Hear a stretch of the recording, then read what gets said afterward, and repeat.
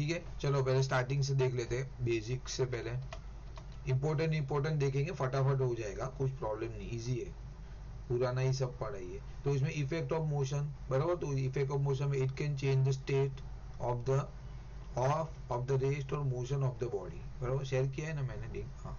तो बराबर है, तो मतलब वो मूव एक जगह पे, स्टेशनरी जगह पे, तो क्या होगा, मूव होगा ऑब्वियसली, एक तो वो है। अब इसमें एग्जांपल दिया है, कुछ बुक रखा है, उसको आपने पुश किया तो वो आगे जाएगा, बराबर है। दूसरा क्या होगा, it can change the size और शेप, ओके, अगर आपने उसको मूव किया, समझो एक कोई स्पंज है, आप उसको ऐसा धक्का मारा तो उसकी शेप बदल जाएगी, ठीक है। तो साइज और शेप, वो दोनों में से दोनों भी बदल सकता है, ठीक है, साइज और शेप।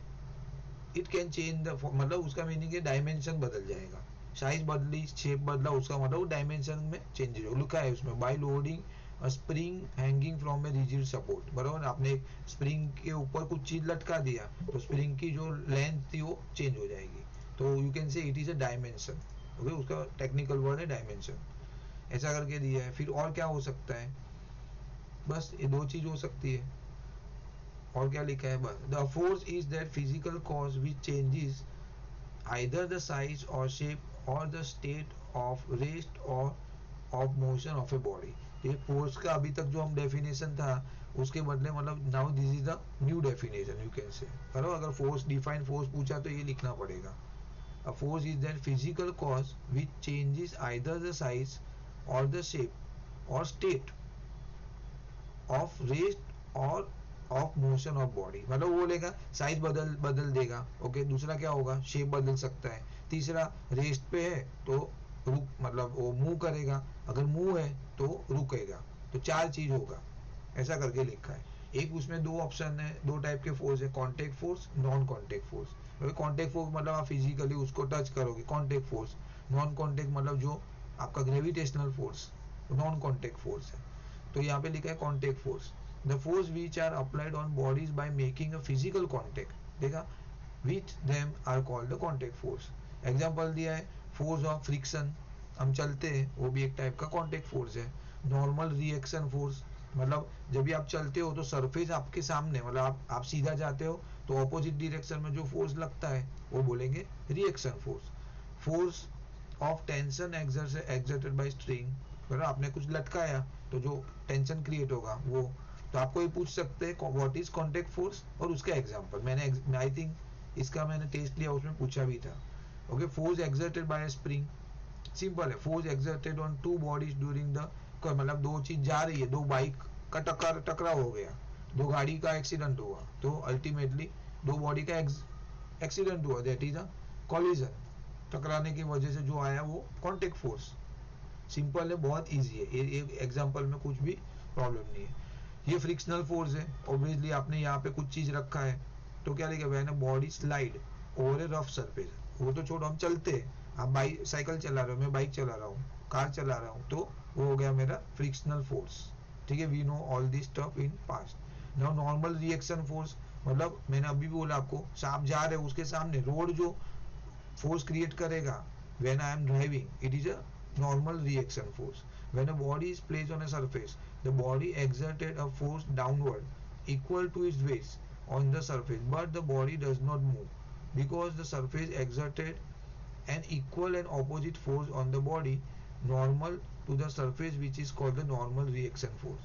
यहाँ पे एग्जांपल दिया हुआ है, for example in 3.2, when you hold a block on your palm, the block exerted a force due to the weight, मतलब एक फोर्स है आपका, वेट की वजह से नीचे जाएगा, force due to the weight, नीचे जा रहा है एक force, okay. Then force due to the weight downward on a palm and you have exert a reaction force upward, लेकिन आपने रुका के रखा उसको, आप नीचे नहीं गिरने दे रहे, बराबर, आपने एक चीज लेके हाथ में रखा तो एक्चुअली ग्रेविटी की वजह से, वो मास की वजह से नीचे जाना चाहिए, लेकिन आपने खुद ने एक फोर्स लगा के रखा हुआ है पकड़ने का, आप एफर्ट डाल रहे हो, वो हो गया आपका रिएक्शन फोर्स। इससे अच्छा रोड वाला एग्जांपल ले लो, बहुत आसान है। When you are walking on the road, तो आप जो लगा रहे हो वो नॉर्मल फोर्स है, और मतलब आपका जो फोर्स चलने का है, और रोड जो है वो फ्रिक्शनल फोर्स लगा रही है, that is again called, you can से नॉर्मल रिएक्शन फोर्स, बराबर। वो अगर नहीं होता तो आप स्लिप होते थे। फिर एक उन्होंने बोला टेंशन फोर्स, इतना डिटेल में कुछ इसमें से आने का चांस मुझे नहीं लग रहा है, बस ठीक आप एक बार थियरी देख लो। Tension force as applied through a string, बराबर, आपने कुछ चीज लटकाया, यहाँ पे एक स्प्रिंग लगाया, उसके ऊपर कुछ वेट लगा दिया आपने, ठीक है, तो weight of a body pulling the string, मतलब वो नीचे रस्सी नीचे लेके आएगा वो, बिकॉज वजन है, ठीक है। तो when a body is suspended by a string attached to a rigid support, मतलब ये सपोर्ट पे आपने लटकाया है, the body due to is weight W pulls the string vertically downward, नीचे खींचेगा उसको, and the string in is stretched condition pull the body upward, और वो उसकी प्रॉपर्टी है स्ट्रेच होके, बराबर, वो ऊपर खींचने का कोशिश करेगी वो, बराबर, या तो होल्ड करने की कोशिश करेगी, तो body upward bye a force which balance the weight of the body, तो क्या करे, नहीं तो रस एकदम नीचे चला जाना चाहिए, बट वो नहीं होगा, बिकॉज स्प्रिंग क्या करेगा, उसको रुका के रखेगा। This force develop in the string is called the tension, बराबर, इसमें कुछ दिखा है, हाँ ये दिखाया ना, ये टेंशन, ऊपर वाला स्प्रिंग नीचे लगाएगा वो weight of the body plus gravity actually, और ऊपर जाएगा वो आपका स्प्रिंग उसको रुका के रखता है, that is a tension T develop in the string. इसमें और भी कुछ लिखा है, if we cut the string slightly above the body we see that string moves slightly upward, मतलब वो बराबर बोला, जैसे आप अभी लटकाया कोई चीज, ओके, आप उसको कट कर दोगे तो वो क्या करेगा, मतलब ऊपर एक बार खींचेगा, जो बचा हुआ स्ट्रिंग है ना वो ऊपर चला जाएगा, तो वो स्ट्रिंग की मतलब ये ऊपर वाली अपवर्ड फोर्स की वजह से। आप समझे कॉन्सेप्ट को क्या बोल रहे हैं, कभी देखा है कि नहीं पता नहीं, मैंने तो देखा है। अगर आपने यहाँ पे समझिए, यहाँ पे एक रस्सी है, जो आपने नॉर्मल रस्सी बांधा है, जो धागा आता है ना वो समझो, और कुछ नहीं, धागा है, आपने यहाँ पे कुछ लगा दिया, समझो आपने कंपास बांध दिया यहाँ पे, ओके, नाउ आपने क्या किया, ये आपका यहाँ पे किधर तो लटका दिया आपने यहाँ पे, ओके, किधर फिक्स कर दिया है, आपने हाथ में पकड़ा तो भी चलेगा, और आपने क्या किया, यहाँ से कट कर लिया, लेट्स से आप यहाँ से कट कर लोगे तो ये तो नीचे गिर जाएगा, वो कोई बड़ी बात नहीं है, लेकिन क्या होगा, ये जो रस्सी है ना वो थोड़ी सी ऐसा ऐसा करके, ये क्या होगी मालूम है, ऊपर ऊपर ऐसा ऐसा करके ऊपर की साइड मूव हो जाएगी थोड़ी देर के लिए, फिर वापस वो अपनी पोजीशन पे आ जाएगी, तो ये वाला जो अपवर्ड फोर्स है उसकी वजह से। सर मैंने ये एक बार ट्राई किया था, हाँ ये ना मैंने प्लेट लिया था, हाँ उसके ऊपर क्या कहते हैं वो स्प्राइट से 2 बॉटल जो रहती है ना, हाँ नॉर्मल बॉटल, उसको एक एक साइड पे रस्सी से बांध के उसके उधर रख दिया, और फिर जैसे ही वो रस्सी को काटा ना, तो वो जो प्लेट था ना वो सीधा मेरे मुंह पे आ गया। हाँ, अच्छा, ओके, तो मतलब वो देखो ये अपवर्ड, मतलब अपवर्ड फोर्स लग रहा है ना, इसकी वजह से होता है, ठीक है। और क्या था, force exerted by spring, consider a spring which is, ये इसमें स्प्रिंग का है भाई, ये देखो इसमें कुछ नया नहीं, आपने यहाँ पे बांध के रखा है, ठीक है, अभी आप उसको खींचोगे यहाँ पे खींचोगे तो ये क्या होगा, मतलब वो वापस अपनी पोजीशन पे, ओरिजिनल पोजीशन पे जाने की कोशिश करेगा, रिस्टोर करने की कोशिश करेगा, तो ये रिस्टोरिंग फोर्स बोल रहे हैं। आपको ऐसा इमेज दिखा के बोलेंगे क्या है, तो रिस्टोरिंग, रिस्टोर मतलब आपने उसको खींचा, बराबर, तो वो क्या करेगा, वापस नीचे अपनी जगह पे जाएगा। दूसरा केस, आपने उसको नीचे दबाया अंदर, तो वो क्या करेगा, वापस वो बाहर आ जाएगा छोड़ने के बाद, तो वो अपनी पोजीशन को रिस्टोर करेगा। As good as we are talking about, मतलब स्प्रिंग, स्प्रिंग के अलावा कुछ रहेगा तो नहीं होगा शायद ऐसा, रस्सी में भी हो सकता है, मतलब रस्सी को आपने खींचा तो वापस अपनी जगह पे जाएगा, जो हमने देखा, मैंने बताया, बट उसमें दबा तो नहीं सकते हो ना, तो वो तो उसकी प्रॉपर्टी नहीं है, तो ये इसमें दोनों केस आएगा, आप इसको स्प्रिंग को अंदर दबाओगे वापस अपनी जगह पे आएगा, खींचोगे वापस अपनी जगह पे, रिस्टोरिंग फोर्स है, बहुत आसान है। देन ये हो गया नॉर्मल फॉर्म, ये सब एग्जांपल है, कुछ नहीं है, एक बार गो थ्रू कर लेना तो भी चलेगा। Then a force exerted during collision, मतलब टकराव होने के बाद, बराबर, अगर आपने इसमें दिखाया, देखो ये दोनों बॉल है वो टकराया, तो ये ऑपोजिट डायरेक्शन, मतलब ये जो छोटा वाला बॉल है वो क्या होगा, राइट साइड पे जाएगा, ओके, ऑपोजिट डायरेक्शन में, ये बड़ा वाला जो बॉल है वो लेफ्ट साइड में जाएगा, देखो दिखाया हुआ है, तो कॉलिजन बिटवीन टू बॉडी, ये हो गया। Now non contact force, non contact में ग्रेविटेशनल है, इलेक्ट्रोस्टैटिक फोर्स जो आपने वो कंघी वाला, और एक magnetic force, everybody knows this. Now gravitational force क्या लिखा है, the force experience by body even without being physical in touch, आपने तो टच कर नहीं रहे, हम मैग्नेट में दो मैग्नेट बाजू में लेके आ रहे हैं, तो देर इज नो, मतलब हम उसको फ्रिक्शन नहीं कर रहे या कुछ नहीं कर रहे, दो बॉडी को बाजू में लेके आ रहे, एक फोर्स क्रिएट हो रहा है, ठीक है, या रिपल्सन होगा या अट्रैक्ट होगा, that force is called magnetic force. Gravitational force already we know. Electrostatic में भी आपने वो उसको घीसा और वो पेपर के बाजू में लेके गए, वो चिपक जाएगा, ठीक है, आपने टच नहीं किया दोनों चीज, लेकिन वो नजदीक लाने के बाद भी चिपकेगा, वो अट्रैक्ट करेगा. In the universe, each particle attract other particle due to its mass. This force of attraction between them called gravitational force. The Earth also, because of its mass, attract all other masses around it. The force of an body due to Earth's attraction is called the force of gravity or weight of the body. It causes, जब भी हम when you are talking about gravity के साथ, कल हमने example किया ना, gravity बात करें तो वेट आएगा, mass into gravity, weight W. Otherwise हमको खाली मास बोलना है. जनरली केस में हम तो ऐसा बाइफर्गेशन नहीं करते, फिजिक्स में करना पड़ेगा. It causes motion in the body towards the earth, downward motion. If the body is free to move, अगर बॉडी फ्री टू मूव है तो नीचे तक की तरफ जाएगा. So it is the force due to gravity that makes a body fall. When released from a height, the body also attracts the earth by an equal force, but no motion is caused in the earth because of a huge mass. यानी the body also attracts the earth by an equal force. ये क्या है बता नहीं. कोई example देख लो. A ball placed on a table start rolling down. A body is thrown up in the air, goes up, reaches certain height, and then return to the ground. ठीक है. A coin falls down when it's released at a height. Then electrostatic force. Two like charge repel, unlike attract each other. The force between the charges is called electrostatic force. This force act between charge object even when they are separated. तो दोनों के बीच में हमने 8th में देखा था, वो पूरा एक चैप्टर ही था आपका, था ना. वो कौन सा था दीप? वो सर वो कंडक्शन, हाँ कंडक्शन वाला, वो ऐसा था. फिर वो हाँ ऐसा एक दो बल्ब था, फिर यहाँ पे वो जनरेट, हाँ यहाँ पे प्लस, फिर यहाँ पे माइनस, वो होता था. बरोबर है. वो पूरा मतलब वो इलेक्ट्रोस्टैटिक का पूरा होना चाहिए. When a comb is rubbed on a dry hair, it gets charged. If this comb is brought near to the small bits of paper, opposite charge are induced on the bits of paper and they attract, begin to move towards the comb. बराबर, simple है. Magnetic force. Two like magnetic pole repel, two unlike attract each other. ये हो गया, simple है.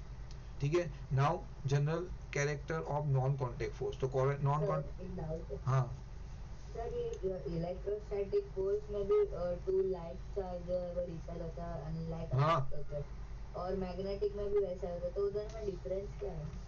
Difference क्या मतलब, उसमें देखो मैग्नेटिक में तो इनबिल्ट है ना, और अपने को उसमें तो जनरेट करना पड़ता है ना वो घिसने के बाद. क्यों, आपने देखा वो सिल्क का पेपर हमने लिया था ना, एक एबोनेट रॉड, और वो सिल्क को घिसने का, फिर उसमें हाँ ग्लास को, बरोबर है.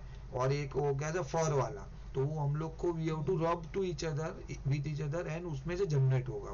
वो टेम्पररी है. सी वो कुछ यूज नहीं होता है एक्चुअली. देखने जाएगा तो आप क्या यूज करोगे उसका, आप फिजिकल मतलब प्रैक्टिकल लाइफ में कुछ यूज नहीं है. ठीक है, थियरी पॉइंट ऑफ व्यू अलग बात है, बट मैग्नेटिक फोर्स तो यूज होता है. मतलब मैग्नेटिक में तो पूरी अभी तो ट्रेन चलती है जापान में मैग्नेटिक फोर्स, बराबर. उसके मोटर चलती है, आपका जो आपका बेल चलता है. मतलब देयर आर सो मेनी, मतलब instrument is working on this theory. Where electrostatic force में तो मुझे नहीं लग रहा कुछ भी हमने कभी तक, क्यों आपको उसको मतलब अलग से एक्स्ट्रा एफर्ट डालना पड़ रहा है ना. वो कौन डालेगा, वो मीनिंग नहीं है. फर्क कुछ नहीं, बस यही फर्क है और कुछ नहीं. उसमें आपको प्रैक्टिकल यूज कर पाओगे, इधर आप कुछ नहीं कर पाओगे. ठीक है. अभी कैरेक्टरिस्टिक याद रखो, वो पूछ सकते हैं you write down the characteristic of non contact force. तो क्या होगा नॉन कॉन्टेक्ट फोर्स में, क्या होता है जनरली, तो the gravitational force is always of attractive nature. Okay, हमेशा क्या होता है, ग्रेविटेशनल फोर्स हमेशा एट्रैक्टिव का नेचर है. व्हाइल द इलेक्ट्रोस्टैटिक, हाँ डाउनवर्ड, बरोबर है. Wire electrostatic force and magnetic क्या है, आइदर एट्रैक्टिव और रिपल्सिव. बरोबर, आइदर वो अगर आपका सेम पोल है तो वो रिपल होगा, ऑपोजिट पोल होगा तो ही अट्रैक्ट होगा. वेयर ग्रेविटेशन में ऐसा नहीं है, मतलब एक ही टाइप का है, अट्रैक्ट का ही उसकी लॉजिक है. सिंपल है यार, आ सकता है. The magnitude of non contact force between two body depend on a distance separation between them. बराबर, मैग्नेट अगर आपने दो मैग्नेट बहुत दूर रखा है, भले वो कितना भी बड़ा मैग्नेट है, लेकिन वो सर्टेन डिस्टेंस पे नहीं आएगा, तब तक कुछ भी फायदा नहीं है. इवन आपका ये इलेक्ट्रोस्टैटिक फोर्स में भी आपने वो कंघी ऐसा करके दूर रखा है तो पेपर थोड़ी अट्रैक्ट करने वाला है, नहीं होगा. तो डिस्टेंस बहुत बड़ा मायने रखेगा, फैक्टर है। तो बहुत डिस्टेंस है, नो यूज, बट ग्रेविटेशन में ऐसा नहीं है। सो इसमें it decrease with the increase in separation, मतलब जितना दूर रखोगे उतना फोर्स कम, जितना नजदीक लाओगे उतना फोर्स ज्यादा, in both the case, electrostatic and magnetic. its magnitude varies inversely as the square of distance of a separation. Like on doubling the separation, the force become 1/4. मतलब आप उसका जितना दूर करोगे तो उतना डबल पे आपका 1/4 फोर्स कम होता है, और रेशियो दिया हुआ है। But I ultimately this two characteristic आपको याद रखनी पड़ेगी इन केस दे आस्क। हाँ सर, ये मतलब डबलिंग द सेपरेशन, ये देखो अगर ऐसा है, लेट्स से मेरा एक ऑब्जेक्ट इधर है, एक ऑब्जेक्ट इधर है, हाँ अभी ये दोनों के बीच में मेरा 2 मीटर का डिस्टेंस है, लेट्स से, ठीक है। अभी हमने उसको 4 मीटर कर दिया, ओके कितना हो गया 4 मीटर। मैं भी ट्राई कर रहा हूँ क्या आएगा। तो देखो if on doubling the separation, मतलब मैंने 2 का 4 कर लिया, द फोर्स बिकम 1/4। तो जो फोर्स था ना, समझो इसके बीच में फोर्स था लेट्स से 1 कर सकते, हाँ 10 न्यूटन था, चलो 10 न्यूटन। तो अगर मैंने उसको डबल किया तो ये 1/4 हो जाएगा, मतलब ये सीधा 2.5 न्यूटन हो जाएगा। मतलब आप जितने, लेकिन टेक्निकली तो इधर ट्वाइस किया तो वो फोर्स, हाँ तो वही नहीं, वो रेशियो ऐसा ही है, उसने ऐसा बोला ना, इसके तो उसने फिगर निकाला है ना कि आप दूर करोगे तो उसका जो अट्रैक्शन है वो ज्यादा दूर होगा कंपेरेटिवली, मतलब अट्रैक्शन फोर्स उसका बहुत ज्यादा कम हो जाएगा। When you apart the both the things, आपकी ये वैल्यू 1/4 से घटेगी, 4 गुना घट रही है, मतलब ये 2 गुना बढ़ रहा है, ये 4 गुना घट रहा है basically, you can say that. बराबर, तो आपको ये याद रखना पड़ेगा, doubling the separation force become 1/4, जो एक था वो 1/4 हो जाएगा, 25 हो जाएगा, 0.25। ठीक है। नाउ 3A में ये कुछ इसमें है, एमसीक्यू देख लेना, मैंने ये सब पीडीएफ डाला हुआ है आंसर के साथ। Now Newton's first law of motion और एंड इनर्शिया, तो जो भी पूछना है मेरे हिसाब से, मुझे लग रहा है तब तक तो यहाँ से आएगा आपको सब, बराबर, यहाँ से ही जो भी है डेफिनेशन है, ये देखो डेफिनेशन ऑफ फोर्स यहाँ दिया हुआ है, ठीक है। इनर्शिया है, फिर वो रीजन सब अलग अलग, ये व्हेन हैंगिंग ए कारपेट, ये सब में से ही आने वाला है, गारंटेड है। तो ये तो इतना तो कर ही लेना थियरी ये चैप्टर में से। ये चैप्टर बहुत आसान है, आपको न्यूमेरिकल भी बहुत इजी है, और एग्जाम्पल देखो, डोंट ट्राई एनीथिंग एल्स, मोर और लेस एग्जाम्पल करो, उसके पीछे के आंसर करो। आपसे कुछ नहीं हो रहा है, आप सोच रहे हो अरे मेरे से मतलब मैं गिव अप कर रहा हूँ, ठीक है, फॉर सर्टेन चैप्टर, तो एटलीस्ट एग्जाम्पल कर लो, सॉल्व एग्जाम्पल, बिकॉज वो लोग उसमें से ही पूछा है, पास्ट में भी देखा हमने, पेपर में पहला क्वेश्चन पूछ लिया उधर से, अपथ्रस्ट में से, बराबर, जो कि एकदम आसान है। आई मीन तो आप कुछ भी नहीं तो ज्यादा मतलब डिटेल में जाने की जरूरत नहीं, एटलीस्ट वो थरोली कर लो। डोंट फॉरगेट द आप वो यूनिट डालना मत भूलना, वो बेसिक कैलकुलेशन करने में गलती मत करो, फॉर्मूलाज देख लो, 3-4 फॉर्मूला है हर एक चैप्टर में, खत्म हो जाएगा। मुझे नहीं लग रहा ये बार इतना कोई डिफिकल्ट लग रहेगा, मतलब वो पहले वाला चैप्टर तो था ही कॉम्प्लेक्स, वो सब वैल्यू याद रखनी थी, न्यूमेरिकल्स में भी थोड़े प्रॉब्लम थे, तो टेंशन मत लो, हो जाएगा। और सबसे डिफिकल्ट आपका फिजिक्स ही है अगर देखने जाएगा तो कंपेरेटिवली, तो ये बार आपका मेरे हिसाब से ये बार उससे ज्यादा डिफिकल्ट हिस्ट्री है, इतना बड़ा बड़ा, ठीक है, वो हिस्ट्री में मत टेंशन लो बेटा, वो कुछ नहीं, हिस्ट्री कुछ नहीं, हो जाएगा अभी उसमें, हिस्ट्री में कोई इतना वरी करने की जरूरत नहीं, वो जो है थियरी में आगे पीछे आएगा ना चलेगा, you should be very good in technical, मेरा तो वो मानना है, बराबर है। तो आपको फिजिक्स केमिस्ट्री बायो मैथ्स आ रहा है ना, तो आगे जाके जनरली है ना, मतलब आप अगर कभी जाओगे तो भी आपकी मार्कशीट में वो लोग है ना टेक्निकल सब्जेक्ट से मार्क्स ज्यादा प्रीफर करते हैं, मतलब मैं ऐसा नहीं देखूँ अरे तेरा हिस्ट्री में कितना आया भाई, सर 100 में से 100, अच्छा फिजिक्स में 35, परसेंटेज तो नहीं परसेंटेज मैटर करता है, but see after that generally see बाद में है ना हिस्ट्री ज्योग्राफी का ज्यादा कुछ, बिकॉज क्या see what is the use of history to be practical, क्या है कुछ नहीं। अभी मेरी कंपनी में आप जॉब करोगे तो आपका मैं वैल्यूएशन हिस्ट्री के बेस पे नहीं करने वाला हूँ, मतलब आई विल सी अच्छा आपका टेक्निकल कैसा है, आपका फिजिक्स कैसा है, how is your bio, how is your maths, तो उससे आपका मतलब वैल्यू पता चलता है बंदे का, आप आगे जाके जाओगे ना then you realise all this stuff. तो ठीक है वो भी जरूरी है, part of the your study है, बट स्टिल मायने तो वो रखता है, बराबर, भले आपका 80% आए but you are very good in science subject ना, तो आपका चांस ज्यादा है। एडमिशन की बात अलग है, I am not talking about admission, और एडमिशन में तो ऑब्वियसली वो परसेंटेज देखते हैं। तो now Newton's first law of motion क्या बोल रहा है, we have read about linear motion, now the question arise what is the cause of motion. Okay, it is our common experience that a force is to be applied on an object to produce a motion. तो to move a cycle, the cyclist has to pedal मारना है। car, petrol engine provide the force needed to move the car. The move of horse cart, horse apply a force stretching its muscle. ये सब reason है। Before Galileo, scientists were of the view that the force is needed not only to start the motion but also to keep an object moving even without uniform velocity. मतलब बोला है खाली, पहले वो लोग बोल रहे थे खाली तुमको खाली चालू करने के लिए ना जरूरत नहीं है, आपको उसको कंटिन्यू करने के लिए भी जरूरत है फोर्स की। बराबर, आपने एक बार चालू कर दिया मतलब आप बंद कर दिया तो नहीं चलेगा, मतलब it is not a way, आपको वो उसको कंटिन्यू करना है तो आपको keep you have to keep forcing that object, आपको बार बार पैडल मारना ही पड़ेगा, एक बार पैडल मारने से काम नहीं होगा।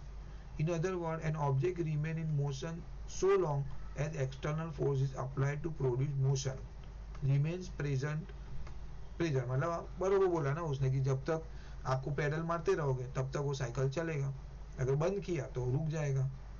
This view was based on the observation that motion of a body cease when force is withdrawn। मतलब अगर आपने फोर्स बंद कर दिया, आपने पैडल मारना बंद कर दिया, सीज मतलब रुक जाएगी चीज। Cycle remain moving so long force is apply on its pedal. देखो एग्जांपल भी वही दिया है, if we stop pushing the pedal the cycle stop. Similarly if we turn off the engine off car, car stop. तो obvious है, आपने पंखा चालू किया, इलेक्ट्रिसिटी से फोर्स मिल रहा है, लाइट बंद कर दी, पंखे की स्विच बंद की, पंखा बंद हो जाएगा। Galileo did not up to the above view. हाँ सर एक डाउट है, अगर सपोज एक कार है जो एकदम स्पीड से जा रही है और फिर उसने अचानक से ब्रेक मारा, तो वो जो टायर जो है वो ऑटोमेटिकली एकदम स्टॉप हो जाएंगे, लेकिन भले वो कार मोशन में रहेगा, तो सर जो टायर के ऊपर जो फोर्स रहेगा वो कौन सा फोर्स रहेगा? मतलब टायर वो तो देखो थोड़ा तो घिस, थोड़ा तो आगे मूव करेगा ना, दो यू और आप स्पीड में हो ना ज्यादा। हाँ तो फिर वो इनर्शिया ऑफ रेस्ट होगा कि इनर्शिया ऑफ मोशन होगा? मतलब क्योंकि वो जो मतलब क्या कहते हैं टायर है वो स्टॉप भी हो गया अचानक, लेकिन फिर वो वही टाइम पे चल भी रहा है उसके लिए। हाँ तो मोशन में ही काउंट होगा वो, इनर्शिया ऑफ मोशन, वो मोशन में तो है। देखो जो 2 फुट जाएगा आगे गाड़ी एटलीस्ट। हाँ कंप्लीटली स्टॉप नहीं हुआ तो इनर्शिया ऑफ रेस्ट नहीं हो सकता। हाँ तो 2 फुट तो आगे गया ना, तो वो तो आप काउंट करना ही पड़ेगा ना, मोशन में ही काउंट होगा वो सो फार जब तक वो रुका नहीं है। बराबर। Galileo did not approve the above view. From his experiment, he found that no force is needed to continue the motion of moving body. तो वो क्या बोल रहा है, गैलीलियो ऐसा बोल रहा है भाई कि नहीं भाई तुम बोल रहे हो ना कि नहीं एक बार लगा दिया फोर्स फिर वो मतलब आपको बाद में उसको चलाने के लिए कंटिन्यूस फोर्स देने की जरूरत नहीं है मूविंग बॉडी में। मतलब वो ऐसा बोल रहा है कि एक बार पैडल मार लिया, बरोबर है, फिर आपने 2 मिनट के लिए रुक गए, आप नहीं चला, पैडल नहीं मार रहे हो, तो मोशन में है बॉडी, तो you don't require to pedal it again. If a body is set in motion, it will remain in motion even when the force is applied to set the body in motion is withdrawn, provided that there is no other force such as friction। तो वो क्या बोला भाई, ये सबसे बड़ा उसने asterisk डाल दिया कि भाई फ्रिक्शन नहीं रहेगा, तो वो तो मतलब ऑब्वियसली आइडियल कंडीशन है, वो पॉसिबल नहीं है, इवन एयर में भी तो फ्रिक्शन है। तो बोल रहा गैलीलियो ने क्या बोला कि एक बार उसका ऐसा लॉजिक है, समझो कि भाई मैं साइकिल लेके जा रहा हूँ, मैंने एक पैडल मारा, बस अभी मैं जिंदगी भर चलता रहूंगा, मुझे कोई भी पैडल मारने की जरूरत नहीं, मुझे कोई एक्सटर्नल फोर्स की जरूरत नहीं है, हैस्ट्रिक फ्रिक्शन नहीं होना चाहिए भाई, वो अलग बात है, ठीक है, वो तो पॉसिबल नहीं है। बट उसने बोला हाँ ऐसा है भाई, फ्रिक्शन नहीं होगा बिकॉज आपकी गाड़ी क्यों रुकती है, बिकॉज ऑफ फ्रिक्शन। तो बोला फ्रिक्शन हटा दूं तो मेरा एक पैडल के मारने के बाद मैं तो मुंबई से अहमदाबाद जा सकता हूँ, मुझे कोई जरूरत ही नहीं और किसी चीज की। बराबर। टू इसने लिखा है friction to oppose the motion. From our everyday life experience we know that when a ball is kicked it moves a certain distance before coming to rest. In fact it stops due to the force of friction between the ball and ground, ठीक है। if friction between the ball and ground is reduced by kicking the ball on a smooth road it travels comparatively longer distance obviously. तो अगर मैं if I M A, हाँ एक second, अगर मैं खड्डे वाले रोड पे जा रहा हूँ तो मेरा ऑब्वियसली मेरा डिस्टेंस कम होगा सेम एनर्जी पे। मतलब मैं बाइक लेके जा रहा हूँ और मेरा रोड खराब है, फ्रिक्शन ज़्यादा है, आई मीन, तो मैं 1 लीटर पेट्रोल में 10 किलोमीटर ट्रैवल कर रहा हूँ। बट वही रोड अगर हाईवे अपना वेस्टर्न एक्सप्रेस हाईवे एकदम स्मूथ रोड है, okay, there is no speed breaker, there is no any obstacle, खड्डे नहीं है, तो मैं 20 किलोमीटर जा सकता हूँ। तो लेस फ्रिक्शन, मोर एफिशिएंसी। हाँ भाई कविश बोलो। सर तो कोई भी ऑब्जेक्ट अगर समझो कोई फ्रिक्शनलेस प्लेन है तो वहाँ फ्रिक्शन ही नहीं है ऐसा है ही नहीं। तो जो पहली बात एक बता दो कि अर्थ के ऊपर there is no such space, मतलब फ्रिक्शनलेस चीज है ही नहीं ना। उसे स्पेस में होगी सर ना सर तो सर मैं स्पेस में एक ऐसा लात मारूंगा तो उड़ता ही जाएगा उड़ता ही जाएगा उड़ता ही जाएगा कभी रुकेगा ही नहीं सर। सर अर्थ पे भी है। हाँ अगर अगर आप, हाँ अर्थ पे भी है, मतलब अगर आप एक रूम में वैक्यूम क्रिएट कर हाँ, दोगे ना तो वही बोल रहे हैं ना फ्रिक्शन कविश। रहेगा। बट वैक्यूम क्रिएट होने के बाद मुंह हाँ कितना। उसके सर इसके लिए ना सर वैक्यूम क्रिएट किया ना तो भले आप वो फेदर हो या वो हाँ वो आयरन तो का साथ बॉल में उठा लो। गिरेगा। नहीं बट हाँ बरोबर है, वही चीज बट है। वो अगर मैं ऐसा है समझो मेरा वैक्यूम है, लाइक ही वाज आस्किंग कि मेरा वैक्यूम जगह है और मैंने कोई चीज को ऐसा फेंका, तो वो कंटिन्यूस चलता थोड़ी रहेगा, मतलब वो तो उसमें भी कोई फोर्स तो लग ही रहा है, तो ही नहीं तो फ्लोट होगा, नो डाउट, वो ग्रेविटी नहीं है हाँ तो फ्लोट होगा। But what about it is a frictionless, vacuum में फ्रिक्शन नहीं है, जीरो फ्रिक्शन रहता है वैक्यूम में। सर हाँ तो सर लेकिन सर फिर कोई भी एक नहीं पॉइंट होगा पे वो नीचे तो आता ही है ना। क्या। नहीं आएगा। कभी नहीं आएगा सर मैं वही स्पीड पे बॉल फेंकूंगा तो वो वही स्पीड पे चलता ही जाएगा वो स्पीड भी कम नहीं होगा और वो रुकेगा भी नहीं। इसमें वही लगे, while we may think a vacuum is being truly empty and therefore frictionless, physicists have theorized that friction is possible in a vacuum। उसने बोला ये देखो लिखा है friction is possible in vacuum, ऐसा बोल रहे हैं भाई। तो उधर तो फ्रिक्शन है थोड़ा। No, a vacuum is not a frictionless, ओ भाई देख लेना, it is a gravity less, you can say gravity नहीं है बट फ्रिक्शन तो है। नहीं तो आप बोल रहे हो वो होना चाहिए था, जो कि नहीं हो रहा है ना, एक्चुअली नहीं हो रहा है वो। नहीं तो वो अभी समझो आपका ये स्पेस में जाते हैं तो उसने कुछ चीज छोड़ दिया, तो वो तो नीचे आ जाना चाहिए, तो वो घूमता रहना चाहिए, मतलब स्पीड से वही सर्टेन स्पीड से जाना चाहिए, बट वो फ्लोट होता है। नो डाउट ग्रेविटी नहीं है तो नीचे नहीं आता है, फ्लोट होता रहता है, बट ऐसा भागता नहीं रहता है। हाँ फिक्स, बरोबर, बरोबर। मतलब वैक्यूम में कोई भी चीज आप रखो ऊपर वो नीचे आएगा ऐसा। नहीं फ्लोट होगा, मतलब आप सोचो ऐसा। फ्लोट कैसे होगा सर? अरे अभी देखो, आपने ये कभी ये एग्जांपल वैक्यूम है, बताया। लिसन, ये वैक्यूम है, अगर यहाँ पे मैं यहाँ पे खड़ा हूँ, बराबर, मैं यहाँ पे खड़ा हूँ और एक बॉल पेन है, उसको मैंने, या कोई बॉल है उसको मैंने ऐसा धक्का मारा, बरोबर है, तो ये खाली फ्लोट होता रहेगा। बट दैट डजंट मीन कि मेरा ये समझो ये पूरा वैक्यूम है तो मैंने यहाँ पे फेंका तो ये हजारों किलोमीटर तक चलता रहेगा, वैसा नहीं होगा ना। हाँ, नहीं सर मैं ऐसा नहीं बोल रहा। हाँ अभी सपोज अगर ये मतलब वैक्यूम का रूम है और आपने एक आयरन का और एक बॉल लिया और एक फेदर हाँ, का ये बॉल लिया। फेदर लिया, हाँ, और नीचे फेंका, वो बोल रहे हो आप। हाँ हाँ तो वो दोनों तो सेम ही स्पीड से जाएगा पर नीचे तो टच होगा ना वो। हाँ हाँ, तो टच होगा ना, वही तो बोल रहा हूँ, बिकॉज टच तो हो जाएगा वो। नहीं, ये वैक्यूम में नहीं होगा ना, ग्रेविटी नहीं है तो कैसे टच होगा। हाँ नहीं। सर सर उसमें वैक्यूम में हाँ कनक मिस ने हमको वो वीडियो बताया था, उसमें तो हो रहा था। एक मिनट मुझे बता भाई, तो पहली बात वो है अगर वैक्यूम नहीं है। सर अरे पर वैक्यूम में कोई चीज ऊपर जाएगा तो नीचे आएगा ही क्यों सर है ही नहीं ग्रेविटी ही ग्रेविटी नहीं अरे है। नहीं है, हाँ। सर हाँ आप एक बार यूट्यूब पे देखो ना। क्या देखो बोलो। उस पे vacuum experiment of feather and iron ball.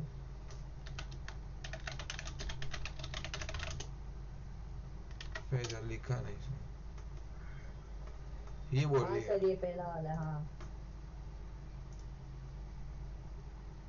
तो थोड़ा भगा भगा के हाँ देखो। भगा के देखता There are about 2 grams left. Visions of outer sir space. सीधा वैक्यूम पे ले जाओ। हूँ। कहाँ पे। हाँ बस बस उधर। हाँ ये रहा। हाँ देखा देखा, दोनों नीचे तो आ ही रहा है। Now in this case, the feathers vacuum fell night to the ice ground के लिए ऐसा at हाँ. a slower rate than the bowling ball because of air resistance. अभी So in order to see the true nature of gravity, we have to remove the air.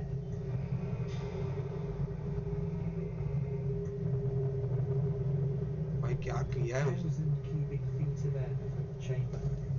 Throughout 2 Militor in the last 30 minutes. But once it's complete, there's a near perfect vacuum inside. 6104 manual, 10% over.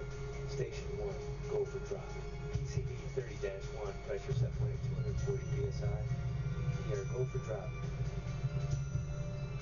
10, 9, 8, 7, 6, 5, 4, feathers on, 2, 1, release. Sir देखा जो नीचे तो आ ही रहा है ना. हाँ तो vacuum में फिर ग्रेविटी का क्या सीन? फ्रिक्शन हाँ फ्रिक्शन फ्रिक्शन को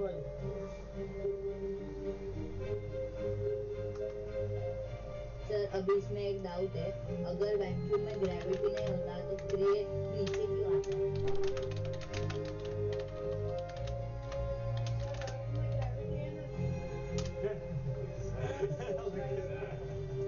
एक मिनट ऊपर देख.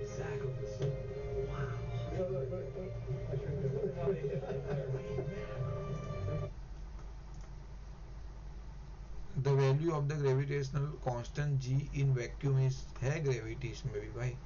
Acceleration due to gravity in vacuum, all objects fall at the same rate regardless of their mass. This is because the acceleration due to gravity is constant near to Earth's surface as long as there is no air friction. तो भाई gravity भी है देखो, gravity भी है but वो कुछ बोल रहे हैं यहाँ पे as long as there is no आ जाए वो फ्रिक्शन एयर तो हटा दिया. सर सब इसमें सर गूगल में सब अलग अलग बताया है, इसमें ऐसा आप डालोगे ना तो ऐसा आएगा. अभी इसमें वैसा डालोगे ना कि is there gravity in vacuum तो उसमें बताएगा नहीं देयर इज नो ग्रेविटी. हाँ वो मैं देखा था ऐसा कुछ वो लोग ऐसा बोल. मैंने भी डाला. नहीं बट इसमें है वैल्यू, अलग अलग बताया. वैल्यू के साथ दिया है 6.6 into 10⁻⁻11 न्यूटन दिया है ना, कुछ तो है ग्रेविटी का. How much gravity is there in vacuum? The field on only influences matter, so in an ideal vacuum there would be no matter for the field of influence, so the field would be undetectable and no accelerative influence due to gravity would be also. क्या बोल रहा है भाई? ये कुछ value दिया है, अभी ग्रेविटी तो रहेगा तो ही नीचे आ रहा है बट कुछ तो गड़बड़. In vacuum gravity causes all object to fall at the same rate. छोड़ो सर जाने दो. चलो ठीक है जाने दो. हाँ अभी कहाँ थे हम लोग? ये यहाँ पे भी था. इन अदर वर्ड्स हाँ तो सर जैसे गैलीलियो को उसने बोला सो कि तो ये दुनिया में कोई फ्रिक्शनलेस प्लेन ऐसा कुछ है ही नहीं. तो नहीं है ना, होती तो अच्छा होता है ना, फिर हम उसको यूज कर सकते थे. अभी आप देखो सबसे बेस्ट फ्रिक्शनलेस अगर देखो तो मीर वो कांच है ना, कांच भी नहीं बोले, कांच में तो ज्यादा एयर ही होगा मोर और लेस.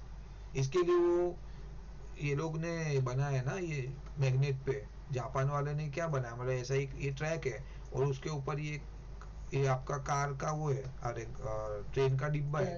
तो यहाँ पे क्या करते हैं, यहाँ पे एक मैग्नेट है और एक यहाँ पे मैग्नेट है और ये वाला आपका समझो नॉर्थ साइड है, ये मेरा ये भी नॉर्थ साइड है.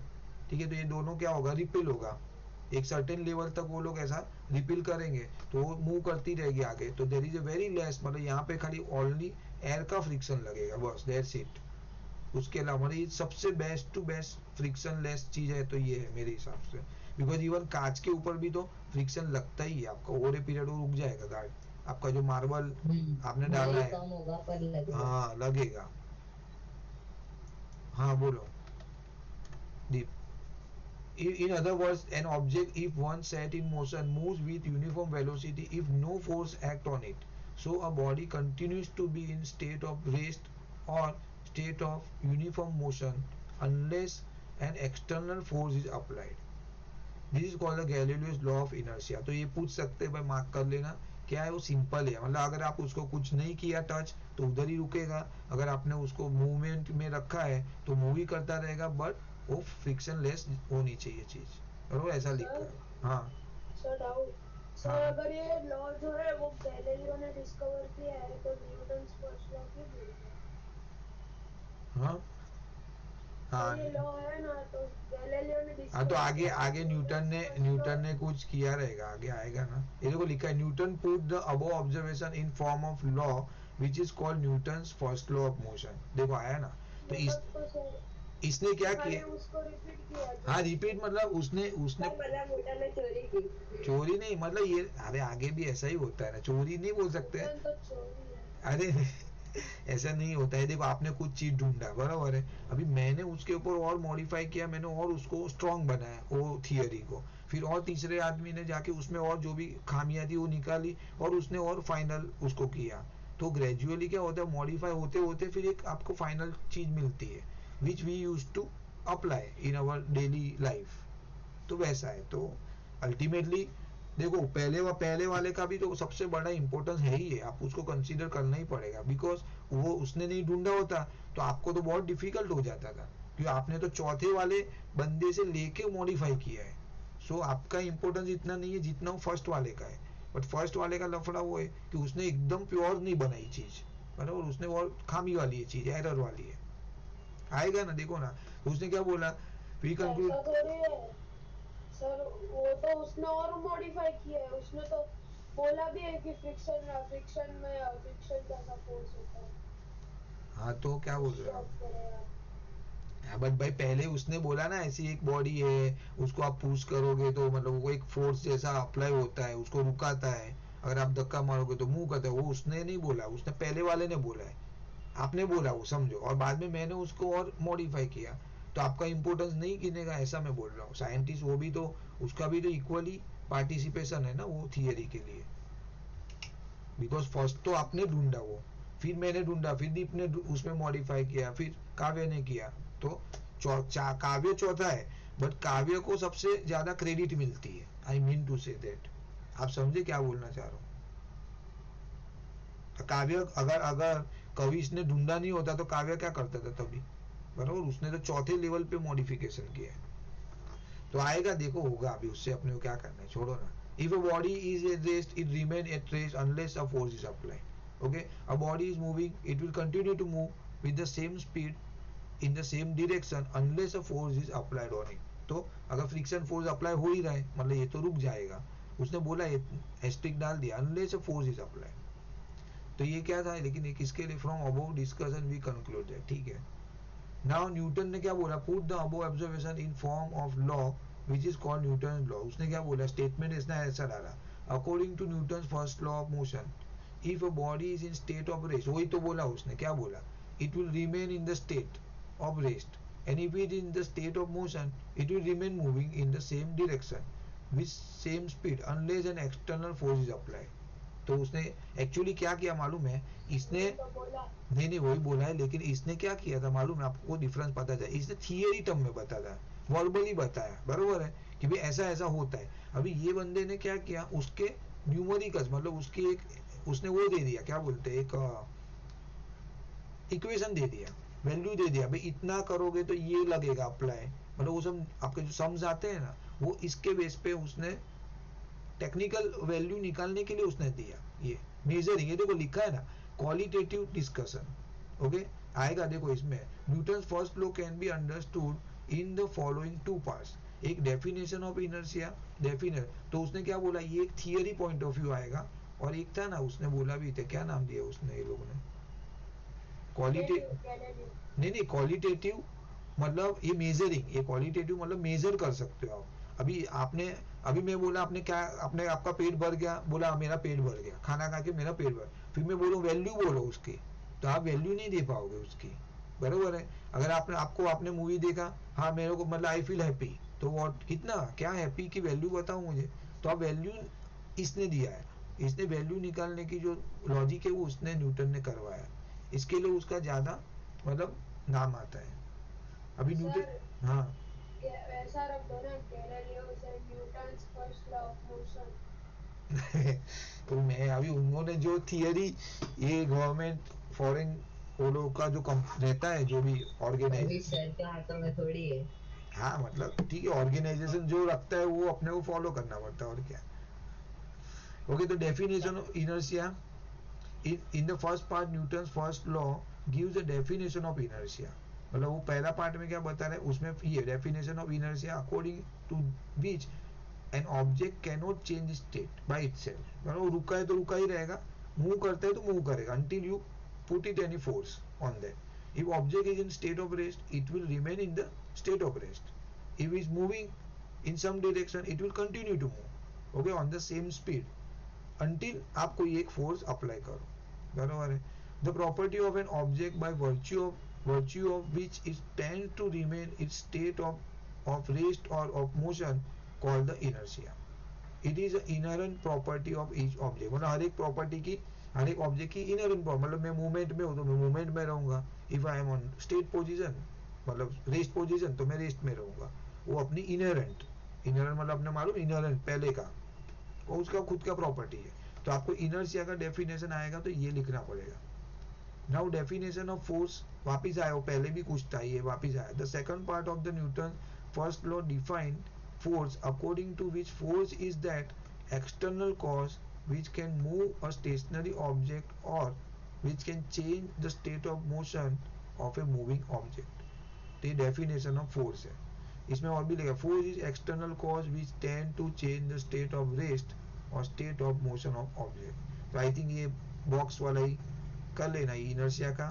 सर ये वाला फोर्स तो वही है ना, सेम टू सेम ही है फोर्स, क्या बदलेंगे रे अभी, थोड़ा उन डिटेल में लिख रहा है, मतलब वो रेस्ट में है तो रेस्ट रहेगा, अगर मूवमेंट में है तो मूवमेंट रहेगा until you apply any force. तो ये ऐसा करके दिया हुआ है, क्या है सेम स्पीड वो सब थोड़ा ऐड होता है उसमें. Now force is a vector quantity, the sum of two equal and opposite force 0, ये सब आपको पता है. A body acted upon by several forces can also have the resultant net force on it equal to 0. मतलब एक चीज यहाँ पे आप मतलब ऑपोजिट डायरेक्शन में खींचोगे तो वो उधर ही रहेगा, सेम रहेगा, मतलब नेट फोर्स आपका 0 मिलेगा. वो तो हमने ये सब 6th में किया in fact. Now mass and inertia and inherent property of each body by the virtue of which has a tendency to resist the change in its state of rest or state in motion. The property of inertia is because of the mass of the body. The greater the mass, greater the inertia of body. मतलब जितना tendency to, मतलब अभी मैंने example दिया था जब भी class था, मतलब हमारा टेंडेंसी कि हम नहीं पढ़ेंगे, मतलब हमारा लॉजिक वो है. तो अभी एक्सटर्नल फोर्स जब तक अप्लाई नहीं होगा तब तक वो मूव नहीं होगा. तो इसका भी वैसा है, जितना बड़ा आपका मास है उतना ज्यादा उसका इनर्शिया है, मतलब वो मूवमेंट नहीं होगा इजीली, ओके, इतना आगे मोशन में भी नहीं जाएगा. तो ग्रेटर द मास, ओके, एक बड़ा सा 10 किलो का एक ऑब्जेक्ट है, उसको धक्का मारने के लिए ज्यादा फोर्स लगेगा, बिकॉज बड़ा मास, इनर्शिया ऑफ बॉडी उसकी ज्यादा है, मतलब रेजिस्ट करने की, रुकने की. तो इनहेरेंट उसका रेस्ट है, रेस्ट की सिचुएशन में रहने का ज्यादा टेंडेंसी है. छोटी ऑब्जेक्ट है, इजीली मूव हो जाएगा. So a lighter body has less inertia, बरोबर है, than a heavier body. In other word, more the mass of body more difficult to move. ये अच्छा लिखा है यहाँ पे, move the body from the rest. और इवन सेम टाइम कि ज्यादा बॉडी है, मूव कर रहा है, तो उसको रुकाने के लिए ज्यादा फोर्स लगेगा. लाइटर बॉडी है, रुकाने के लिए कम फोर्स लगेगा. So mass is a measure of inertia. अभी कुछ एग्जांपल दिया, cricket ball is more massive than tennis ball, वो कुछ सिंपल है. It difficult to set a loaded trolley in the motion than unloaded trolley. Similarly, difficult to stop a loaded trolley than unloaded. ये मैंने बोला already. Now, kind of inertia, inertia of rest, inertia of motion. एक चीज कहाँ पे रुका हुआ है, inertia of rest. If a body is at rest, it will remain at rest unless an external force is applied to change its state of the rest. This property of body is called the inertia. तो ये सब wording इधर उधर है, कुछ भी difficult नहीं है, एक दो बार पढ़ोगे आ जाएगा. वर्डिंग लिखना पड़ेगा but remain at rest, unless, external force, ये सब वर्ड्स आने चाहिए, ठीक है. इसके अंदर डिफिनेशन में when train suddenly start moving forward, हाँ ये वाला अभी आपका कोर क्वेश्चन आया. तो बोल रहा है कि train suddenly start moving forward, the passenger standing in the compartment tend to fall back. बरोबर है, मतलब आप रुके हो और एकदम से गाड़ी चालू होगा तो आप पीछे जाओगे, फॉल बैक। क्या, क्यों ऐसा? तो आपको ऐसा पूछेंगे, गिव रीजन। 100% एक क्वेश्चन आने वाला है। The reason is that the lower part of passenger body is in close contact with the train, मतलब आप उसकी जो सरफेस है उसके पैर में आपको, आपका पैर वहां पे जुड़ा हुआ है, खड़े हो आप। As the train start moving, lower part share the motion at once but the upper part due to inertia, मतलब नीचे का पार्ट है ना वो मूव करना चालू करेगा ट्रेन के साथ, लेकिन ऊपर का पार्ट का तो इनर्शिया रेस्ट पोजीशन पे है। अभी आपकी बॉडी एक पार्ट नीचे जा मूव कर रहा है, एक पार्ट रुकने की कंडीशन में, टेंडेंसी में, तो क्या होगा, ऑब्वियसली पीछे जाओगे। Inertia of rest can not share the motion simultaneously, so it tend to remain at the same place. Consequently the lower part of the body moves, ऊपर का पार्ट खड़ा रह रहा है, नीचे का पार्ट ट्रेन के साथ आगे बढ़ रहा है।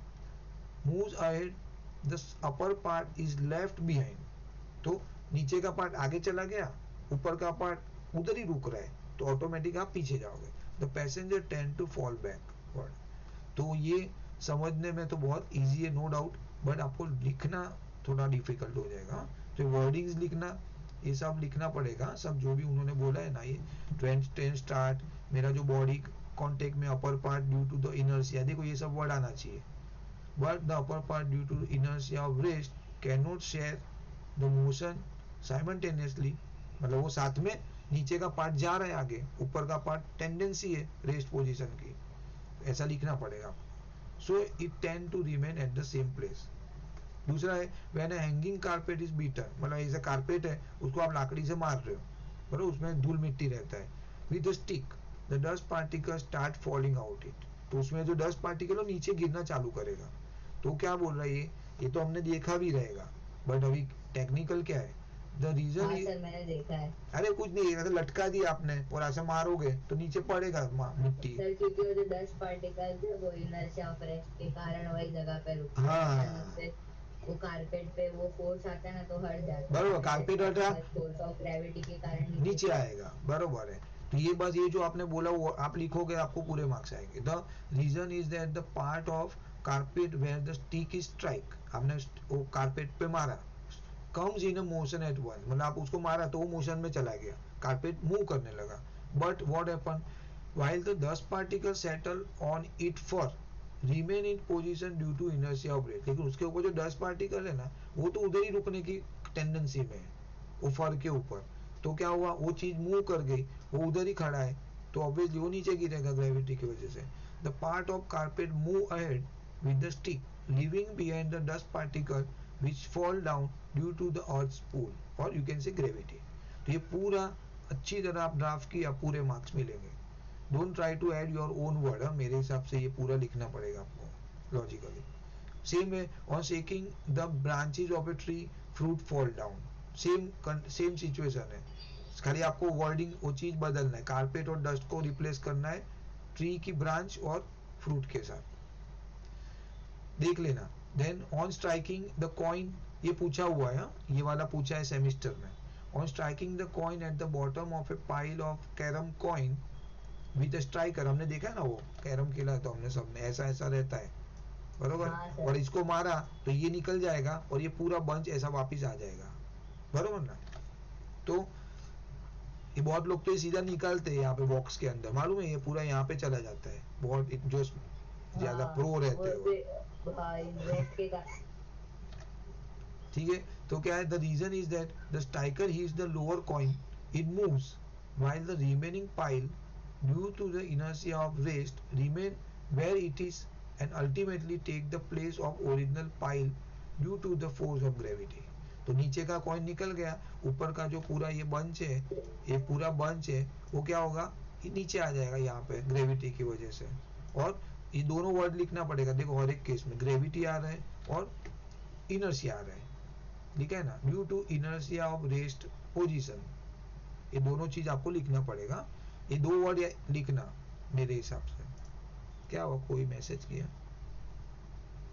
सर हमको ना एक और एग्जाम्पल दिया था लाइव एग्जांपल हाँ। ये ना ये जो एक रॉड था, मतलब वो प्लास्टिक का पाइप था, और एक वो कुछ तो बॉटल धोने का रहता है ना, हाँ। वो था। अरे वो था। और फिर है ना जब भी उसको बॉटल क्लीनर को पाइप के अंदर डाला ना, और फिर पाइप को जोर जोर से मारा ना, तो बॉटल ओपनर ना ऐसा लग रहा था कि वो पाइप के अंदर जा रहा था। लेकिन वो फिर मिस ने बोला कि वो जो बॉटल क्लीनर है ना, हाँ। वो इनर्शिया ऑफ रेस्ट में था, और अपन ने वो जो पाइप था ना उसको सडनली वो अपन फोर्स दे देते ना, हाँ। तो वो सडनली मूव हो रहा था, तो उसके कारण वो ऊपर आ रहा था बॉटल ओपन। वीडियो है उसका? नहीं सर, हाँ, ठीक है, चलो। नाउ व्हेन यूट्यूब पे तो मिल ही जाएगा। देख लेते हैं। When a smooth card placed over the mouth of a tumbler, बराबर, आपने यहाँ पे टबलर पे रखा, आपने कार्ड को धक्का मारा, तो क्या होगा? एक्चुअली क्या होना चाहिए, देखने जाएंगे तो ये कार्ड के साथ ये कॉइन भी नीचे गिरना चाहिए, मतलब बाहर निकल जाना चाहिए, लेकिन ऐसा नहीं होता है। ये क्या होता है, खाली कार्ड खिसक जाएगा और कॉइन नीचे गिरेगा ग्लास के अंदर, बरोबर है। तो ये भी एक्सपीरियंस किया है। क्या बोला? When a smooth card placed over the mouth of a tumbler flicked sharply, मतलब आपको थोड़ा जोर से मारना पड़ेगा, स्पीड से, नहीं तो वो उसके साथ ही चला जाएगा। Horizontal direction, the card flies away but the coin kept over the card fall into the tumbler. लिखा है the reason is that when the card is flicked a momentary force act on the card. तो आपको ये सब word लिखना पड़ेगा। Momentary force मतलब एक सर्टेन टाइम के लिए फोर्स अप्लाई हो रहा है उसको, temporary, so it moves away but the coin kept on it does not share the motion at the ones, मतलब वो मोशन में नहीं आता है, वो सर्टेन एक सेकंड के लिए जो कार्ड को मिला वो कॉइन को नहीं मिल रहा है, and it remains at this place due to the inertia of rest. The coin then fall down into tumbler due to the pull of gravity, और ग्रेविटेशनल फोर्स लिख दोगे तो भी चलेगा। Now when a corridor of train suddenly start, when a corridor train suddenly start, the sliding door of the some compartment may open, वापिस इसमें the reason that the frame of sliding door being contact with the floor, मतलब जैसे हमारा पहला example था ना चलने वाला, मतलब मैं गाड़ी में खड़ा हूँ वैसा टाइप का, तो उसमें क्या हुआ, वो पूरी फ्रेम तो आपकी ट्रेन के साथ जुड़ी हुई है, फ्लोर के साथ, floor of the train also come in motion on start the train, तो फ्रेम भी चल रही है with the train, but the sliding door remain इस पोजीशन, तो वो अपनी पोजीशन पे है due to the inertia, so the frame moves ahead with the train while the door slides open opposite to the direction of motion of the train, तो वो खुल जाते हैं दूसरी साइड पे। ये एग्जांपल मुझे पता नहीं, मैंने देखा नहीं कौन सा स्लाइड रहता है, ये मुझे नहीं आइडिया। स्लाइडिंग डोर कहाँ अरे है? सर ये उसकी बात कर रहे हैं शायद से, वो एसी वाली ट्रेन में हाँ जो वो रहता बीच है में ना। रहता है वो, हाँ हाँ हाँ, हाँ। वो सर एक है ना बट वो ऐसा स्लाइडिंग नहीं वो। रहता है बेटा, वो तो ऐसा ओपन वाला डोर है। स्लाइडिंग कैसा रहता है, वो ऐसा स्लाइड होता है, वो वाला रहता है ना। हाँ नहीं, देखो लेकिन सर देखो स्लाइडिंग देखो स्लाइडिंग A1 होता है ना, जब हाँ A1 करता है हाँ बरोबर, उधर A1 में, A1 होता है। हाँ हाँ, हाँ, यस यस यस, ओके। क्योंकि मैं नहीं और मैं, वो जो स्लाइडिंग डोर है ना वो एसी ट्रेन में होता है, ऐसा हॉरिजॉन्टल रहता है ना। हाँ हाँ तो सर वो फिर अगर ऐसे ट्रेन स्टॉप भी होगा तो वो नहीं हिलेगा। ऐसा रहता है ना, ये यहाँ पे स्लाइड होता है, हाँ समझो यहाँ पे ये स्लाइड हो जाएगा मेरे हाँ हिसाब से, मुझे ऐसा मैं, तो ये ऐसा मूव कर लेगा ऐसा, बिकॉज ये मेरी फ्रेम है, हाँ ये मेरी जॉइंट है ट्रेन के साथ, बट ये तो रेस्ट ऑफ इनर्शिया है, तो ये मूव करती है। ठीक है भाई, लिख लो जो भी है लॉजिकल, उन्होंने 6 क्वेश्चन दिया हुआ है, आपको इसमें से कुछ भी आ सकता है। ये आपका इनर्शिया ऑफ रेस्ट का एग्जांपल था सब, बराबर। अभी इनर्शिया ऑफ मोशन का आएगा, जो कि ज्यादा नहीं, आई थिंक 3-5 है उसमें भी, ये भी इजी है, कुछ प्रॉब्लम नहीं है। इसमें क्या बोला है उसने कि भाई body in state of motion,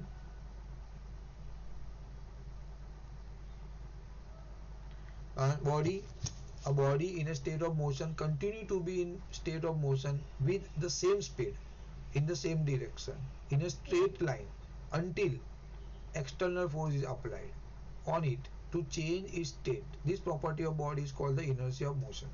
ठीक है।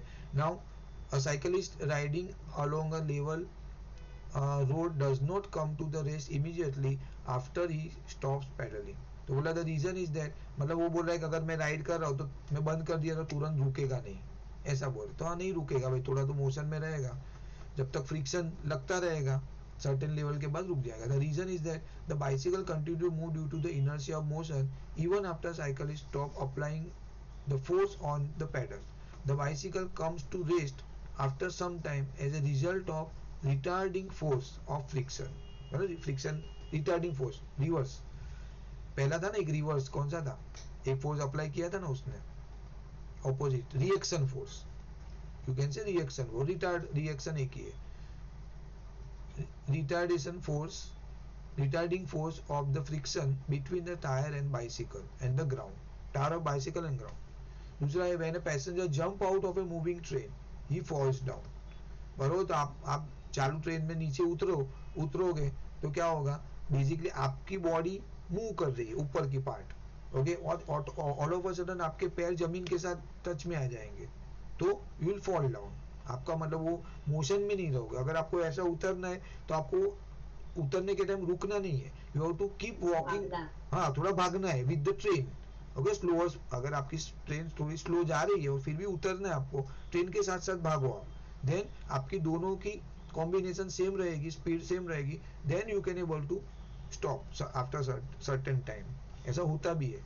दिस इज बिकॉज आपको भागना कहाँ है, आपको भागना कहाँ पे, वही डायरेक्शन में. हाँ, मेरा वन ऑफ माय फ्रेंड एक बार ऐसा हुआ, वो मुझे छोड़ने के लिए आया, वो भाई ने क्या किया, ट्रेन चालू हो गया, फिर वो उतरा तो उल्टा उतरा, मतलब उल्टा मुंह रख के उतरा, तो ऑब्वियस जो पीछे गिरा एकदम. तो लकीली कि वो ट्रेन के नीचे नहीं आ गया या उसको सिर पे नहीं लगा, नहीं तो वो मर जाता था वो बंदा. ऐसा था. तो उल्टा कभी भी नहीं उतरना है, मतलब जो डायरेक्शन में ट्रेन है ना वो साइड पे ही मुंह फेस रख के आपको उतरना है. तो this is because inside the train his whole body was in state of motion. तो वर्डिंग ऐसा लिखना है, while with the train on jumping out of the moving train as soon as his feet touch the ground the lower part of his body comes to rest. जैसे आप नीचे उतरे आपका पैर तो रेस्ट पोजीशन पे आ गया, while the upper part still remain in motion. वो तो अभी भी उसको तो बॉडी आगे ही बढ़ रही है ट्रेन के साथ, तो दोनों डिफरेंस हो गया due to inertia of motion.